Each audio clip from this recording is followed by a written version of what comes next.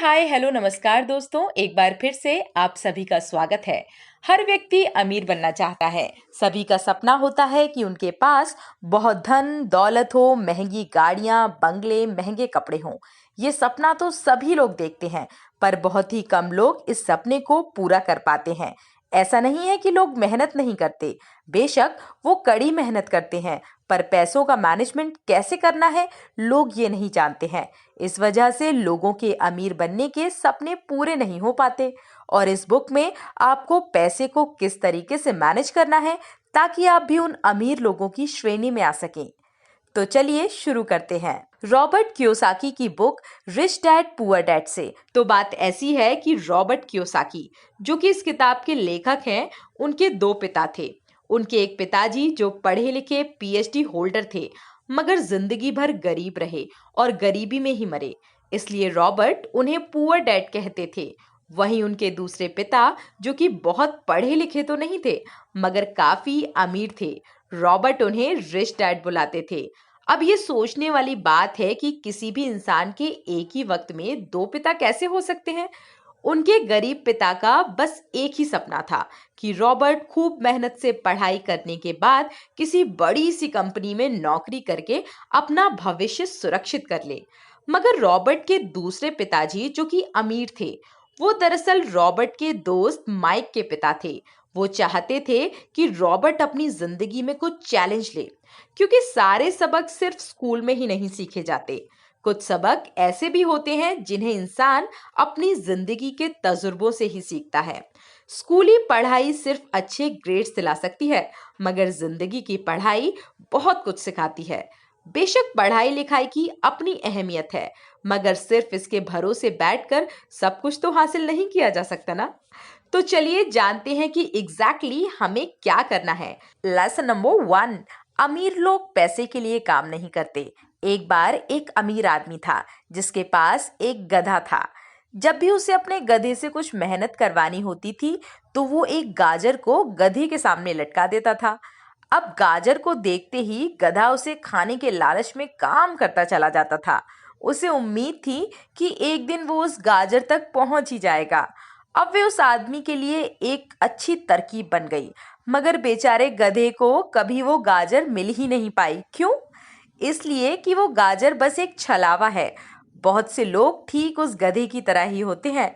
वे मेहनत पर मेहनत किए चले जाते हैं, इस उम्मीद में कि एक दिन वे अमीर बन जाएंगे, मगर पैसा उनके लिए महज एक सपना बनकर रह जाता है।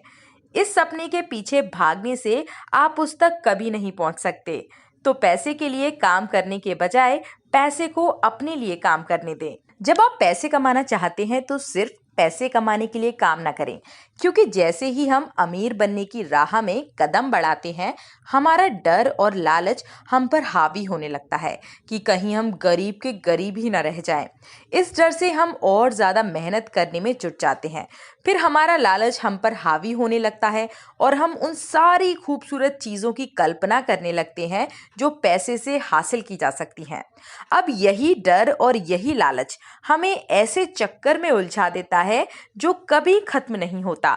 तो हम अब और मेहनत करते हैं कि और ज्यादा कमा सकें, और फिर हमारा खर्च भी उसी हिसाब से बढ़ने लगता है। इसको ही अमीर डैड रैट रेस कहते हैं। हर सुबह अपने आप से पूछिए, क्या आप उतना कर पा रहे हैं जितना कि आपको करना चाहिए? क्या आप अपनी पोटेंशियल का पूरा इस्तेमाल कर पा रहे हैं? आम लोगों की तरह सोचना छोड़ दीजिए, जो काम सिर्फ और सिर्फ पैसे के लिए करते हैं। ये सोचना छोड़ दीजिए कि मेरा बॉस कम पैसा देता है, मुझे ज्यादा मिलना चाहिए, मैं इससे ज्यादा कमा सकता हूँ। याद रखिए, आपकी परेशानियों के लिए सिर्फ आप जिम्मेदार हैं, कोई और नहीं। बॉस आपकी सैलरी नहीं बढ़ाता तो उसे इल्जाम मत दीजिए, टैक्स को इल्जाम मत दीजिए। आप खुद की समस्याओं की जिम्मेदारी लेते हैं, तब सिर्फ आप ही उसका हल निकाल सकते हैं। यही वो पहला सबक है जो अमीर डैड ने रॉबर्ट को सिखाया। तो इसी के साथ आगे है लेसन नंबर 2, फाइनेंशियली लिटरेसी क्यों सिखाई जाए। असल बात तो ये है कि लोग पैसे कमाने में इतने मशगूल हो जाते हैं कि वो ये खास बात सीखना भूल ही जाते हैं कि पैसे को रखा कैसे जाए। आप चाहे जितनी मर्जी पैसा कमा लें, उसे बनाए रखना असली बात है।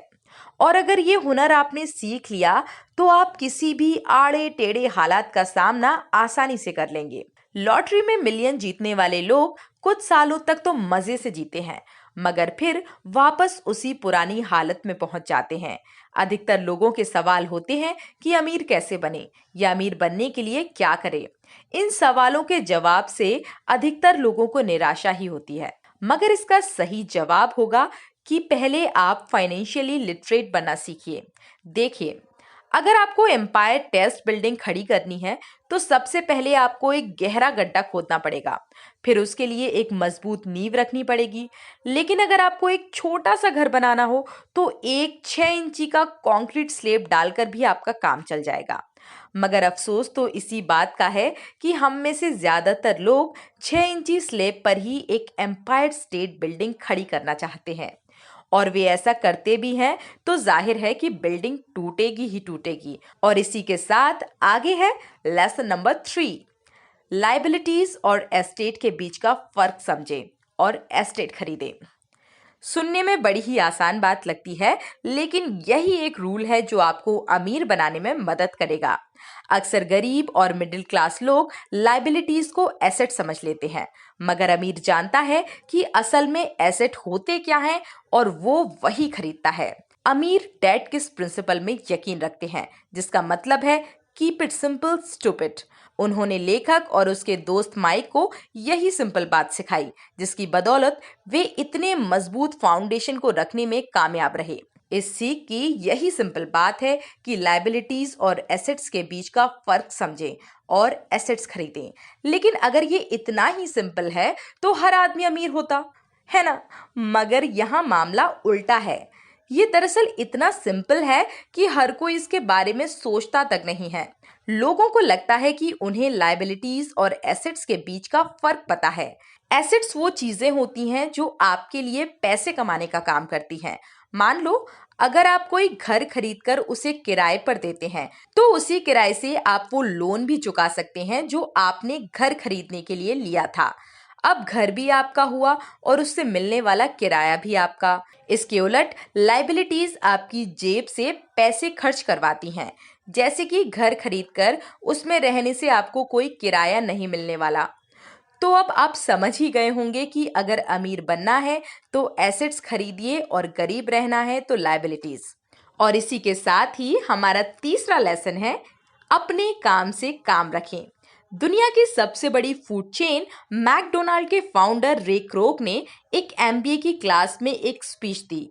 ये 1947 की बात है। उनकी ये स्पीच बड़ी ही शानदार थी, लोगों को प्रेरित करने वाली। स्पीच के बाद जब एमबीए क्लास के छात्रों ने कुछ वक्त उनके साथ बिताने की गुजारिश की तो वे उनके साथ बियर पीने चले गए। बातों बातों में रे ने अचानक एक सवाल किया, क्या आप लोग जानते हैं कि मैं किस बिजनेस में हूँ? अब ये बात तो सबको मालूम थी कि वे हैमबर्गर बेचते थे, पर इस बात पर वे हंसने लगे और बोले कि उनका असल बिजनेस तो रियल एस्टेट का है, क्योंकि मैकडोनाल्ड के लिए हर लोकेशन का चुनाव सोच समझकर किया जाता है। जहां उनकी फ्रेंचाइजी बनाई जाती है वो जमीन भी साथ ही बेची जाती है। तो इसका सीधा मतलब है कि मैकडोनाल्ड की फ्रेंचाइजी खरीदने वाले को वो जमीन भी खरीदनी पड़ती थी। तो इस तरह से ये एक रियल एस्टेट का बिजनेस ही हुआ। जब कोई पूछता है कि आपका क्या बिजनेस है तो आपको ये नहीं बोलना चाहिए कि मैं एक डॉक्टर हूँ या एक बैंकर हूँ, क्योंकि वो आपका प्रोफेशन है, बिजनेस नहीं। कहने का मतलब ये है कि आप जो करते हैं उसे आप बिजनेस बनाइए, नौकरी नहीं। अपनी सारी उम्र दूसरों के लिए काम करके उन्हें अमीर करने में बर्बाद ना करें, बल्कि खुद की जिंदगी को खुशहाल बनाने के लिए काम करें। जो आप कर रहे हैं उसे एकदम मत छोड़िए। ये किताब आपको कभी ये सलाह नहीं देगी। अपनी नौकरी करते रहिए, पर साथ ही एसेट्स को भी जमा कीजिए। और एसेट्स से मेरा मतलब है सही और असली मायने में एसेट्स। मैं ये नहीं कहूँगी कि आप कोई कार लीजिए, क्योंकि वो मेरी नज़र में एसेट नहीं है, क्योंकि जैसे ही आप उसे चलाना शुरू करते हैं वो अपनी कीमत का 25% खो देती है। जितना हो सके खर्चे में कटौती करें और लायबिलिटीज घटाएं। तो इसी के साथ अब हम बात करते हैं हमारे लेसन नंबर 4 की, लेकिन इस वीडियो में नहीं, हमारे अगले वीडियो में। तो हमारे अगले वीडियो को देखने के लिए हमारे चैनल को सब्सक्राइब करना ना भूलें और साथ ही साथ आपको ये वीडियो कैसा लगा हमें नीचे कमेंट सेक्शन में कमेंट करके ज़रूर बताएं और हमारे वीडियो को लाइक करना ना भूलें। Thank you.